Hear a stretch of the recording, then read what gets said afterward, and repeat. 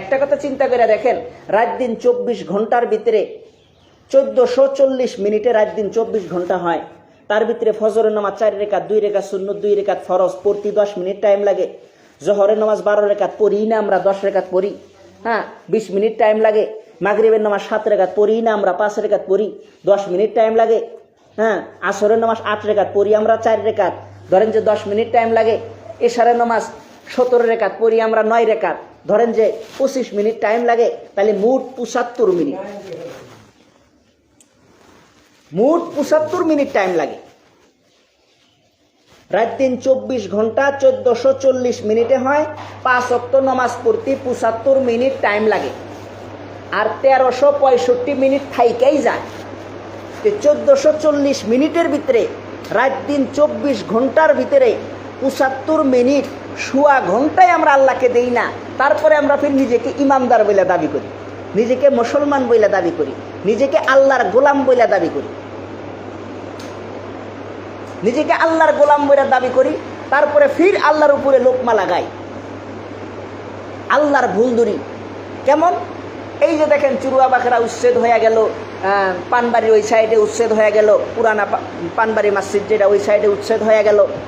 এইভাবে এই যে গোয়ালপাড়া ওই সাইডে হাসিনা বিল করে ওইখানে উচ্ছেদ হইল। তার বাদে অনেক জায়গার ভিতরে উচ্ছেদ হইল। মানুষের ঘর বাড়ি, কত মানুষের ঘর বাড়ি ভেঙে দেওয়া হইতেছে। হ্যাঁ তারপরে পানির ব্যবস্থা নাই, কোনো কিছুর ব্যবস্থা নাই। কোন এক জায়গায় বলে নামটা মনে আসতেছে না, পানির ব্যবস্থা নাই। তার বাদে ওইখানকার মানুষ কি করছে, কুয়া একটা খুঁজছে, খোদার পরে ওইখান থেকে পানি খাইতেছে। প্রশাসনের তিয়া হোক, যেভাবে যে কোনো জায়গা তিয়া হোক, মানুষ আইসা কুয়ার ভিতরে মল দিয়ে থিয়া গেছে, পায়খানা দিয়ে থিয়া গেছে।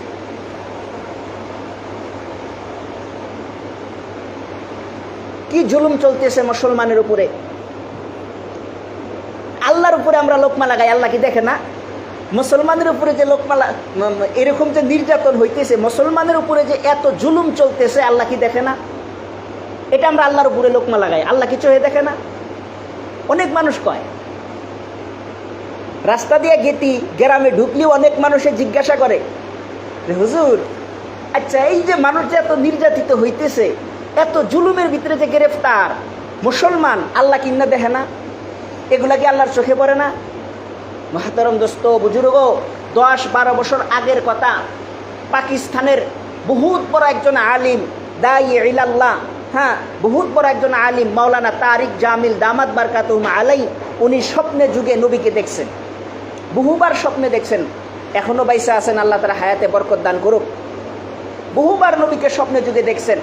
তে একবার নবীকে আগে তো দেখছে একবার নবীকে যখন স্বপ্নে যুগে দেখলেন, দেখার পরে নবী তার সাথে কথা বলে না, নবী যাইতেছে স্বপ্নের ভিতরে, নবী যাইতেছে। মাওলানা তারিক জামিল দামাত বারকাতুহুম আলাই উনি কি করলেন, দৌড়ায় নবীর সামনে যায় খাড়া হইলেন, খাড়া হয়ে সালাম দিলেন, ইয়া রাসূলুল্লাহ ইয়া হাবিবাল্লাহ, আপনি আমার সাথে কথা বলতেছেন না, আপনি এমনি চলে যাইতেছেন। হুজুর সারা দুনিয়ার ভিতরে মুসলমানরা তো শুধু নির্যাতিত হইতেছে,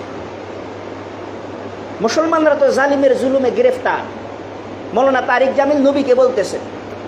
তখন নবী জবাব দিছেন, কই মুসলমানের উপরে তো কোনো নির্যাতন হইতেছে না, দুনিয়ার ভিতরে মুসলমানই আসছে 60 জন, দুনিয়াতে মুসলমানই আছে 60 জন, তো তাদের উপরে তো কোনো নির্যাতন হইতেছে না, তাদের উপরে তো কোনো জুলুম চলতেছে না। মুসলমানের উপরে জুলুম চলবে কেন? মুসলমান তো নির্যাতিত না। মহতরম দোস্ত বুজুর্গ, 10-12 বছর আগের কথা। তখন নবী বলছেন দুনিয়াতে মুসলমান 60 জন। যে নবীকে স্বপ্ন দেখলেন, উনি জিজ্ঞাসা করলেন মাওলানা তারিক জামিল যে হুজুর ওই 60 জন মুসলমানের ভিতরে আমি তারিক জামিলের নাম কি আছে? তখন নবী উত্তরে বলছেন, আরো মেহনত করার প্রয়োজন, আরো মেহনত করার প্রয়োজন। একটা কথা চিন্তা করেন, হাদিসের ভিতরে আসছে যে ব্যক্তি নবীর আদেনা সাহাবাকে অনুসরণ করব, এ ব্যক্তি কানা মাহফিল জান্নাত, নবীর সাথে বিনি হিসেবে জান্নাতে দাখিল করবে। আদেনা সাহাবা কাকে কয়? যে নবীকে জীবনে একবার দেখছে আর দেখে নাই, তাকে আদেনা সাহাবা কয়। হাদিসের ভিতরে আসছে আদেনা সাহাবা যেই ঘোড়ার উপর দিয়া সুয়ার হইছে বা যেই উটের পিঠে চইরা সুয়ার হইছে, এই ঘোড়ার গোবর, সামান্য বরাবর গোবর, কিঞ্চিত বরাবর গোবর যদি এক পাল্লায় তুলে দেওয়া যায়, আর সারা দুনিয়ার ভিতরে যত গাউস আছে, কুতুব আছে, আবদাল আছে, বুজুর্গ আছে, আউলিয়া আছে, হ্যাঁ হ্যাঁ, বুজুর্গানে দিন আছে, উলামায়ে একরাম আছে, মুহাদ্দিসে আজম আছে, সমস্ত নেককারদের আমল যদি আর এক পাল্লায় তুলে দেওয়া যায়, গোবরের পাল্লা ভারী হবে।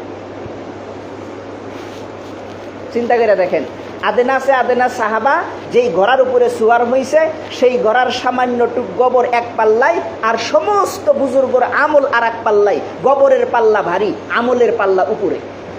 তাহলে সাহাবার দাম কত? নবী হাদিসের ভিতরে বলছে, যে ব্যক্তি স্বপ্নে যুগে আমাকে দেখলো, সে আমাকেই দেখলো। কারণ নবীর রূপ শয়তানে ধরবার পারে না। যে স্বপ্নে যুগে নবীকে দেখলো মানে নবীকেই দেখলো। আর যার সাথে নবীর সাথে স্বপ্নে যুগে হোক, যেভাবেই হোক, দিদার হইছে, তার জন্যে জাহান্নাম হারাম, জান্নাত ওয়াজিব। তাহলে এই মাওলানা তারিক জামিল ইনি বলতেছেন, বহুবার নবীকে স্বপ্নে দেখার পরে নবীকে বলতেছেন যে ওই 60 জনের ভিতরে আমি তারিকের নাম আছে, তারিক জামিলের নাম আছে। নবী উত্তরে বলছেন, আরো মেহনতের প্রয়োজন। মাহতরম দোস্ত বুজুর্গ, আমরা কেমন মেহনত করি। রাত দিন 24 ঘন্টা 1440 মিনিটে হয়, আর 75 মিনিট 5 ওয়াক্ত নামাজ পড়তে লাগে সোয়া ঘন্টা, আর 1365 মিনিট থাইকাই যায় কাম কাজের জন্যে, হাজত পূরণের জন্যে। 1440 মিনিটের ভিতরে 65 মিনিট আল্লাহকে যদি না দিবার পারি, তারপরে আমরা নিজেকে ইমানদার বলে, মুসলমান বলে দাবি করা, এটা চলে না। এটা একরকম পাগলামি, একরকম বুরবক, আহম্মকি। একজন মানুষ স্কুলে পড়েই নাই, স্কুলের বাড়িতে পাড়াই দেয় নাই, ক খ সরায় তুমি কিছুই কবার পারে না। এই মানুষটা যদি গ্রাম মুদ্রা কয়া বেড়ায়, একজনে হইস করছে, তুমি কি করো গো? বলে আমি স্কুলের মাস্টার। ওই যে কাল জানি ওই স্কুল পড়াই, বা ওই যে ওই স্কুল পড়াই আমি। মাস্টার কি করবো? স্কুলের বারিন্দাতি পাড়া দেয় নাই, ও বলে ইমি স্কুল বা হাই স্কুলের মাস্টার বা এমপি স্কুলের মাস্টার। এ তো পাগল হয়েছে রে। এই আর বাপের কাছে বসা লাগবো, বাপের হাতে পয়সা করবো, তোমার বেড়া তো ভালো পাগল হয়েছে, ডাক্তার দেখায়ও। ও বলি আমি স্কুলের মাস্টার, স্কুলের বারিন্দাতি পাড়া দেয় নাই। নয়তো বেটার সাথে বসবো, তোমার বাপ পাগল হয়েছে।